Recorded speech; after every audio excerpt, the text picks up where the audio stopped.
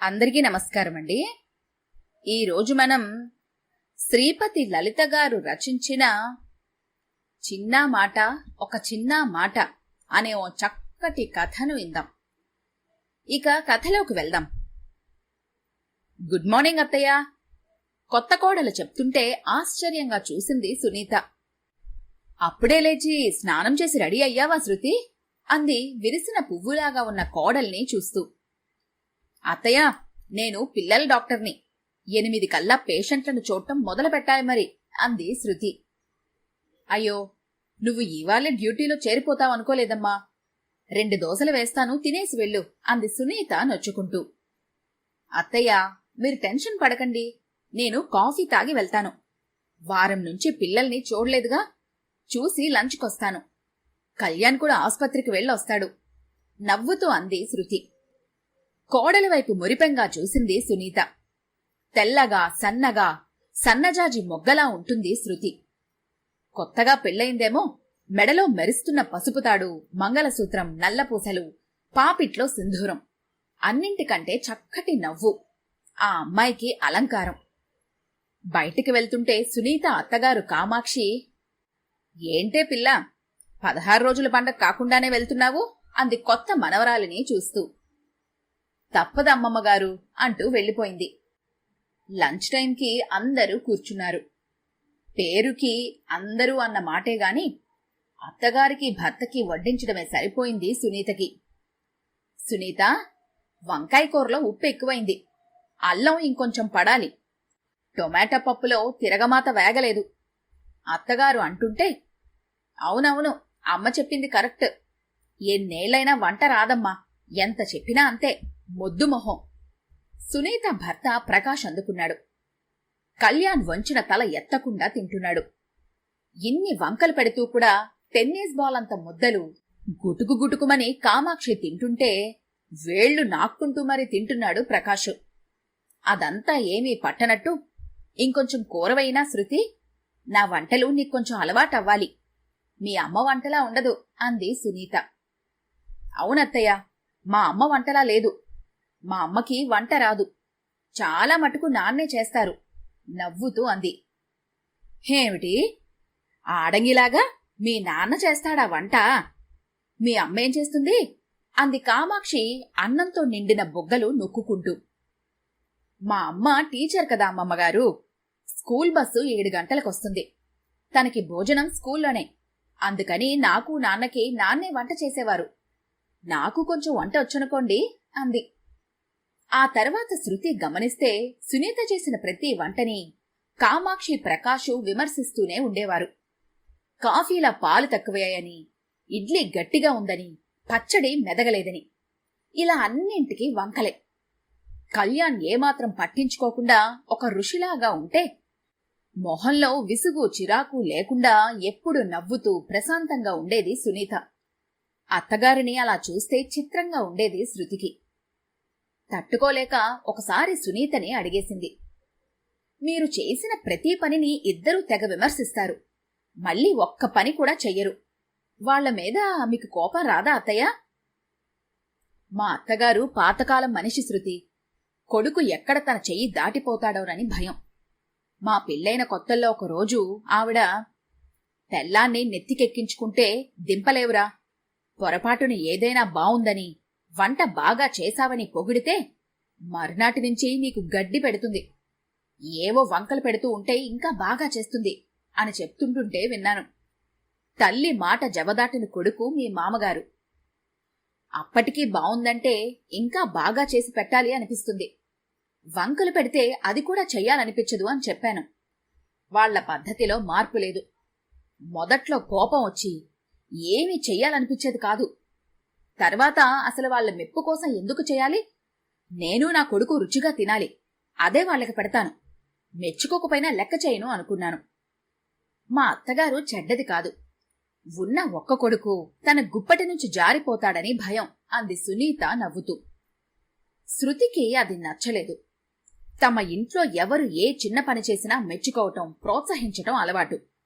ఆఖరికి అది ఇంట్లో పనిచేసే అమ్మాయి అయినా సరే. తను ఒక్కతే కూతురు. తల్లి టీచరు, తండ్రి లెక్చరరు. ముగ్గురు సరదాగా ఉండేవారు.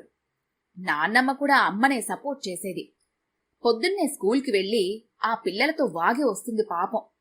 వంటదేముంది, ఎవరైనా చెయ్యొచ్చు అనేది. అవతల మనిషి ఎంత వయసు వాళ్లైనా, ఎలాంటి హోదాలో ఉన్నా, నువ్వు చేసిన పని బావుంది అని ఒక చిన్న మాటంటే చాలు, అది ఎంతో ఉత్సాహాన్నిస్తుంది అంటూ తల్లి చెప్పిన మాట పూర్తిగా పాటిస్తుంది శృతి. అందుకే ఆసుపత్రిలో కూడా ఆయాల దగ్గర్నుంచి డాక్టర్ల దాకా శృతిని అందరూ గౌరవిస్తారు. కళ్యాణ్తో ఈ విషయం మాట్లాడితే, ఏమో శృతి, మా ఇంట్లో ఎప్పుడూ అంతే. మా నాన్న బామ్మ ఎవరినీ మెచ్చుకోరు. నన్ను అంతే.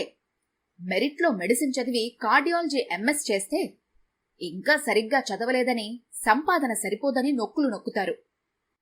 పాపం అమ్మే నన్ను ముందు నుంచి ప్రోత్సహించింది అన్నాడు కళ్యాణ్. అబ్బే, ఇలా ఊరుకుంటే కాదు, చిన్న క్లాస్ తీసుకోవాలి వీళ్లకి అంది శృతి. వద్దులే శృతి, మా నాన్నమ్మ నోరు పెద్దది. మా నాన్న కూడా నిన్నేమైనా అంటే బావుండదు అంటూ నసిగాడు కళ్యాణ్. అనుకోకుండా మర్నాడే దానికి నాంది పలికింది. సునీత ఉదయమే లేచి తలుపు తీసి పాల ప్యాకెట్లు తీస్తుండగా కాలు జారి పడిపోయింది. అమ్మా అన్న కేకకి అప్పుడే నిద్రలేచిన శృతి పరిగెత్తుకుని వచ్చింది. కాలు మెలిక పట్టంతో అక్కడ వాపొచ్చింది. నెమ్మదిగా సునీతను పట్టుకుని ఇంట్లోకి తీసుకొనొచ్చిన శృతిని చూసి, కామాక్షమ్మ, అయ్యయ్యో ఏమైందే, చూసుకుని నడవద్దు, గుడ్డిదాన్లాగా కళ్ళు మూసుకొని నడిచావా? ఎక్కడి నిద్ర చాలదు నీకు అంది విసురుగా. కోడలికి దెబ్బ తగిలిందన్న బాధ లేకపోగా సునీత ఏదో కావాలని పడినట్లుగా ఉంది కామాక్షికి. ఆస్పత్రికి తీసుకెళ్దాం కళ్యాణ్, వాపొచ్చింది, ఫ్రాక్చర్ ఏదైనా ఉండొచ్చేమో అన్న శృతి మాటలకి, అవును నాకు అలానే అనిపిస్తుంది అన్నాడు. అమ్మో, ఇప్పుడు దీనికి కాలు విరిగితే నా తిండి తిప్పల సంగతేమిటి? అసలే షుగరు బీపీ ఉన్నాయి. ఒరే ప్రకాశం, నన్ను నీ చెల్లెలింట్లో దింపిరారా, దీనికి తగ్గాకొస్తాను. లోపలికి వెళ్లి చిన్న సంచిలో 4 జతల బట్టలు పెట్టుకొచ్చింది ఆవిడ. భార్యకి ఎలా ఉంది అని కూడా పట్టించుకోకుండా సరే అని తలాడించి కారు తాళాలు తెస్తున్న మామగారిని చిత్రంగా చూసింది శృతి. ఇది నాకు అలవాటే అన్నట్లుగా నవ్వాడు కళ్యాణ్. నాన్నా, మేమొచ్చేసరికి లేట్ అవుతుంది. మీరు కూడా అత్తయ్య వాళ్ళింట్లో భోంచేసి రండి, మేము ఎక్కడొక్కడ తినేస్తాము. వెళ్తూ అన్న కళ్యాణ్ మాటలకి ప్రకాష్ ఆశ్చర్యపోయాడు. నీ కోడలు మహా గడుసుదురోయ్, జాగ్రత్తగా ఉండు, లేదంటే నిన్ను నీ కొడుకుని ఉతికి దండం మీద ఆరేస్తుంది. సందు దొరికిందని కామాక్షి కొడుక్కి నీతులు చెప్పింది. తల్లి మాటలకి గంగిరెద్దులా తలాడించాడు పుత్రరత్నం. అదృష్టవశాత్తు సునీతకి ఫ్రాక్చర్ అవలేదుగాని బాగా బెనికిందని చిన్న బ్యాండేజ్ వేసి కనీసం 10 రోజులు కాలి మీద బరువు వెయ్యొద్దన్నారు. ఎముకలు బాగా బలహీనంగా ఉన్నాయని, అక్కడ బలం పెడితే విరిగే అవకాశం ఉందని చెప్పారు డాక్టరు. కాల్షియం తక్కువగా ఉంది కనుక మందులతో పాటు పాలు, పెరుగు బాగా తీసుకోవాలని, కాలు వాపు తగ్గాక రోజు కనీసం అరగంట వాకింగ్ చెయ్యమని సూచించారు. ఇంటికొచ్చాక సునీతను నెమ్మదిగా బెడ్రూంలో పడుకోబెట్టి కిచిడీ చేసింది శృతి. వేడివేడిగా పెడితే తిని, కూతురు లేదనే లోటు ఈరోజు తీరిపోయిందమ్మా, సంతోషంగా అంది సునీత. సాయంత్రానికొచ్చాడు ప్రకాష్. వచ్చాక కనీసం ఎలా ఉంది, ఏం చెప్పారు అని కూడా అడగలేదు. కాసేపు చూసి శృతి చెప్పింది, అత్తయ్యకి 2 వారాలు పూర్తి రెస్ట్ కావాలి. మీరు సాయం చేస్తానంటే సరే, లేదంటే మనిషిని మాట్లాడతాను. తలూపాడు ప్రకాష్. అది దేనికో అర్థం కాలేదు. పడుకునేలోగా 2-3 సార్లు శృతి అత్తగారి దగ్గరికి వెళ్లి వాకర్ సాయంతో బాత్రూంకి తీసుకెళ్ళింది. చీర మార్చి నైటీ వేసింది. అన్నింటినీ బెల్లం కొట్టిన రాయిలా చూస్తున్నాడు కాని ఏమీ సాయం చెయ్యలేదు ప్రకాష్. పైగా శృతి రూంలోకి వచ్చినప్పుడల్లా ముఖం చిట్లించి చూస్తున్నాడు. నేను మనిషిని మాట్లాడాను, రేపొస్తుంది. 2 వారాల పాటు ఇక్కడే ఉంటుంది. అత్తయ్యగారు ఆ అమ్మాయి అమ్మమ్మగారి రూంలో ఉంటారు అంటే తల్లూపాడు ప్రకాష్. సాయంత్రం అన్నం వండి అరటికాయ వేయించి పప్పు చేసింది శృతి. సునీతకి ముందే పెట్టి అందరికీ వడ్డించి తను కూడా తినటం మొదలుపెట్టింది. కూర ఇంకా వేగాలి, నూనె తక్కువగా వేశావు, పప్పులో ఇంగువ ఘాటు లేదు అలవాటుగా అన్నాడు ప్రకాష్. సునీత గురించి ఏమీ అడగడం కాని పట్టించుకోవటం కాని చెయ్యడం లేదని అసలే తిక్కగా ఉన్న శృతికి ఇంకా ఒళ్ళు మండింది. కళ్యాణ్, నాకు వంట ఇలానే వచ్చు. నచ్చిన వాళ్ళు తినచ్చు, లేని వాళ్ళు వండుకోవచ్చు, లేదా బయట తినచ్చు అంది కోపంగా. కళ్యాణ్ ఏమీ మాట్లాడలేదు. ప్రకాష్కి అవమానంగా అనిపించి భోజనం వదిలేసి వెళ్లాడు. రాత్రి వెయ్యాల్సిన మందులు వేసి ఆ రోజుకి అత్తగారి దగ్గరే పడుకుంది శృతి. శృతి వెళ్ళాక ప్రకాష్ కొడుకుతో, మీ ఆవిడ అలా మాట్లాడితే ఉలుకు పలుకు లేకుండా చూస్తావేంటి అన్నాడు కోపంగా. అంత బాగా వంట చేసే అమ్మని వంట సరిగ్గా చెయ్యలేదని నువ్వు తిట్టినప్పుడు ఏవైనా అన్నానా ఇప్పుడనటానికి అంటూ రూంలోకి వెళ్లి తలుపేసుకున్నాడు కళ్యాణ్. షాక్ తిన్నాడు ప్రకాష్. మర్నాడు పొద్దున్నే హెల్పర్ వచ్చింది. ఆమెకి సునీతని ఎలా చూసుకోవాలో, మందులు ఎలా వెయ్యాలో అన్నీ చెప్పి తమ ఫోన్ నంబర్లు కూడా ఇచ్చి వెళ్ళింది శృతి. హెల్పర్ సాయంతో వంట మొత్తం పొద్దున్నే చేసేది శృతి. పొద్దుటివే రాత్రికి కూడా తినటానికి ప్రకాష్కి కష్టంగా ఉండేది. సునీతలాగా టిఫిన్లు రకరకాలు చేసేది కాదు. ఇడ్లీ లేదా ఉప్మా అంతే. ఒకరోజు ప్రకాష్, ఈ వంటలు తినలేక చస్తున్నాను అని విసుక్కున్నాడు. రేపట్నుంచి వంట మనిషిని పెట్టమని చెప్పు కళ్యాణ్ మీ నాన్నగారికి. డ్యూటీ చేస్తూ నేను ఇంతకంటే చెయ్యలేను. అయినా అత్తగారు రకరకాలుగా చేసినప్పుడు కూడా ఇలానే విసుక్కున్నారు కదా, అప్పటికీ ఇప్పటికీ తేడా ఏమిటో వ్యంగ్యంగా అంది శృతి. మర్నాటి నుంచి ప్రకాష్కి విసురులు మొదలయ్యాయి. ఏంటి కళ్యాణ్, నువ్వు కూడా మీ నాన్నలాగా ఎక్కడ వస్తువులు అక్కడ పడేస్తావు, సర్దిపెట్టు అని ఒకసారి. నేను చేసిన వంట బావుంటే మెచ్చుకోవాలి, అప్పుడే చెయ్యబుద్దవుతుంది. మీ అమ్మగారికి ఉన్నంత ఓర్పు లేదు నాకు, వంకలు పెట్టినా పట్టించుకోకపోవటానికి అని ఒకసారి విసురులు వినిపిస్తున్నాయి. శృతికి వంట అలవాటు లేక, టైం లేక సాదాసీదాగా చేస్తుంది. సునీత చేతి వంట రుచే వేరు. ఆ సంగతి ఇప్పుడిప్పుడే అర్థమవుతోంది ప్రకాష్కి. కళ్యాణ్, శృతి ఇవాళ పప్పు బావుంది, కూర అదిరింది అంటుంటే ప్రకాష్కి ఒళ్ళు మండిపోయేది. పెళ్లైన నాటి నుంచి ఒక్కరోజు కూడా సునీతని మెచ్చుకోలేదు. తల్లి మాటలు విని ప్రతిదానికి తిట్టడం, వంకలు పెట్టడం. అయినా సునీత ఏ రోజూ తనని విసుక్కోలేదు, కోపం తెచ్చుకోలేదు. ప్రకాష్కి భార్య విలువ బాగా తెలిసొస్తోంది. ప్రతిదానికి తాను ఆమె మీద ఎంతగా ఆధారపడ్డాడో అర్థమైంది. సునీత చిన్నవాటికి కూడా కోడల్ని మెచ్చుకుంటూ ఆప్యాయంగా మాట్లాడుతుంటే శృతి కూడా సునీతని ఎంతో ప్రేమగా చూసుకుంటోంది. ప్రకాష్లో నెమ్మదిగా మార్పు మొదలైంది. రోజూ కాసేపు సునీత దగ్గర కూర్చొని మాట్లాడుతున్నాడు. ఏమైనా కావాలా, మందులు వేసుకున్నావా అని అడుగుతున్నాడు. మామగారిలో ఆ చిన్న మార్పుకే అత్తగారు పొంగిపోతుంటే ఇంకా మారాలి అని ఆ పొంగు మీద నీళ్లు చల్లుతోంది శృతి. వారం తర్వాత కామాక్షి ఫోన్ చేసింది. ఇక్కడ అల్లుడు తెగ విసుక్కుంటున్నాడు. ముసలివాళ్లయ్యాక తిండి తగ్గించాలి, పెట్టింది నోరు మూసుకొని తినక వంకలు పెట్టేటట్లయితే మీ ఇంటికి వెళ్ళిపోండి అన్నాడు. నేనిక్కడ ఉండను అంది కొడుకుతో.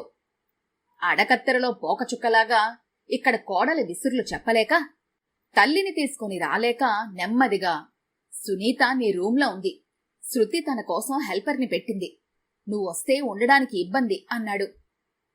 అయ్యో, పని మనిషికి నా రూమెలా ఇచ్చారా? నీ పెళ్ళాన్ని ఆ పని మనిషిని మీ రూంలో ఉండమని నువ్వే నా గదిలో ఉండొచ్చు కదా. అయినా బోలెడు డబ్బులు తగలేసి ఆ పని మనిషి ఎందుకు? నువ్వెలాగూ రిటైర్ అయ్యావు, ఇంట్లోనే ఉన్నావుగా, ఆ మాత్రం సాయం చేయలేవా?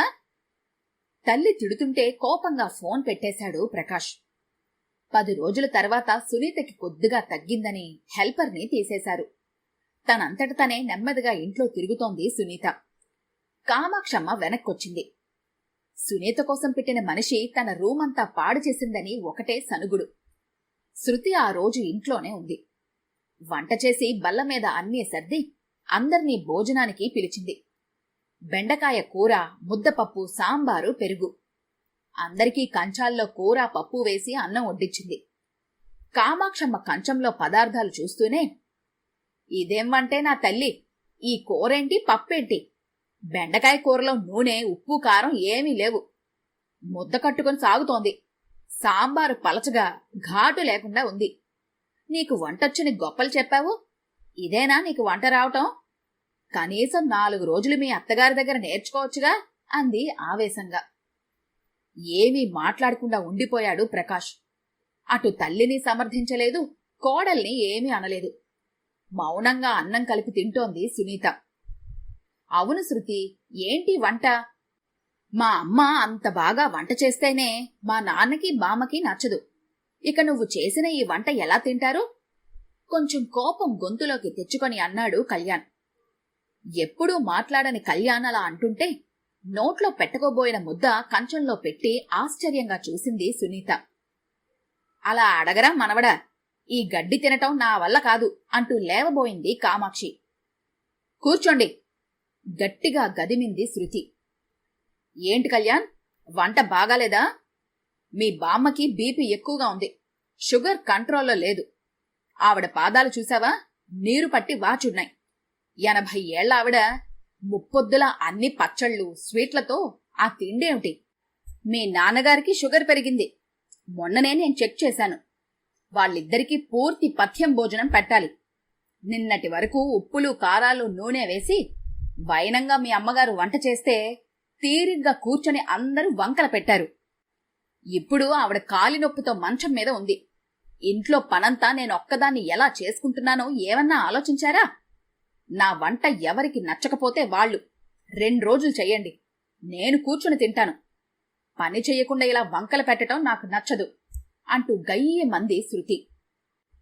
ఏంటమ్మమ్మగారు, నేను అత్తయ్య గారి దగ్గర వంట నేర్చుకోవాలా? ఆవిడ వంటకి రోజు వంకలు పెడతారుగా, మరి ఆవిడ దగ్గర ఎందుకు నేర్చుకోవాలి? 4 రోజులు మీరే చెయ్యండి, చూసి నేర్చుకుంటాను నేను ఆవేశంగా అని ఊపిరి పీల్చుకుంది. ఎర్రబడ్డ శృతి మొహం చూసి ఆమె చూడకుండా ముసిముసిగా నవ్వుకున్నాడు కళ్యాణ్. ప్రకాష్ బిత్తరపోయి చూస్తున్నాడు. కొంచెం ముందుగా తేరుకున్న సునీత, ఊరుకో అమ్మా శృతి, పెద్దావిడ, అమ్మమ్మగారితో నువ్వలా మాట్లాడకూడదు. రేపట్నుంచి వంట నేను చేస్తానుగా, నీకెందుకీ గోలా అంది. ఎన్ని రోజులత్తయ్యా మీకీ చాకిరి? ఒక మెప్పు లేదు, మెహర్బానీ లేదు. కనీసం ఇవాళ వంట బావుందని కాని, మా కోడలు మంచిది, నన్ను బాగా చూసుకుంటుందని కాని ఒక చిన్న మాట లేదు. మీకసలు కోపం ఎందుకు రాదు? ఉక్రోషంగా అంది శృతి. పక్కున నవ్వింది సునీత. నేను నిజంగా కోపం తెచ్చుకుంటే ఈ ఇంట్లో ఉండలేను శృతి. వీళ్ళకి ఒకరిని విమర్శించటం తప్ప మెచ్చుకోవటం రాదు. అందుకే నేను ఈ ఇంట్లో చేసే పని ఒక బాధ్యతగా చేస్తాను, ప్రేమగా చెయ్యలేను. ఇంకా ఏదో అనబోతుంటే కామాక్షి, అంటే మేము నిన్ను ఏదో రాచి రంపాన పెడుతున్నామా? గట్టిగా పెద్ద గొంతు పెట్టి అంది. అది మీకే తెలియాలి. మీరు అన్నింటికీ వంకలు పెట్టటం, అది పట్టుకొని ఆయన నన్ను తిట్టటం. కొన్ని రోజులు ఏడ్చాను, కొంతకాలం బాధపడ్డాను, తర్వాత అలవాటు పడిపోయాను. ఆ తర్వాత పట్టించుకోవటం మానేశాను. ఏదో కోడల్ని కంట్రోల్లో పెట్టానని సంతోషపడుతున్నారు కానీ మీరు ఏం పోగొట్టుకున్నారో మీకు తెలియదత్తయ్యా. నా కొడుకు కోడలు నన్నింత ప్రేమగా చూస్తుంటే నాకు ఇప్పుడు అర్థమైంది మీరేం కోల్పోయారు. అందుకే మీరంటే జాలి తప్ప మరేమీ లేదు అంది సునీత. సునీత ఇలా మాట్లాడుతుందని ఏమాత్రం ఊహించని కామాక్షమ్మ కోపంతో ఊగిపోయింది. ఒరే ప్రకాశం, నీ పెళ్ళాం చూడరా, నన్ను అంతలేసి మాటలంటుంటే దాన్ని 4 వాయించకుండా చూస్తూ నిల్చున్నావు అన్న తల్లితో, నా పెళ్ళమేనా అమ్మా, నీకేమీ కాదా? అలా అయితే నా పెళ్ళాం, నా కొడుకు, నా కోడలు ఎలా చెప్తే అలా వింటాను నేను. ఇక్కడ ఉండాలంటే నువ్వు వాళ్ళు చెప్పినట్లు విను, లేదంటావా నీ ఇష్టం. ఏనాడు నీ మాట కాదనలేదు కదా నేను, ఇప్పుడైనా అంతే. కొడుకు మాటలకి నిశ్చేష్టురాలైంది కామాక్షి. లే సునీత, ఎక్కువసేపు కాలు కింద పడితే వాపొచ్చి నొప్పి ఎక్కువవుతుంది, రెస్ట్ తీసుకో. దగ్గరకొచ్చి చెయ్యందిస్తున్న భర్తని ఆశ్చర్యంగా ఆనందంగా చూసింది సునీత. శృతి నవ్వుతూ, చిన్న మాట, ఒక చిన్న మాట అని కూని రాగాలు తీస్తుంటే ముసుముసుగా నవ్వుకున్నాడు కళ్యాణ్. ఈ కథ కనుక మీకు నచ్చినట్లయితే లైక్ చేయండి, షేర్ చేయండి. మరిన్ని ఇంట్రెస్టింగ్ కథల కోసం మా ఛానల్ని తప్పకుండా సబ్స్క్రైబ్ చేసుకోండి.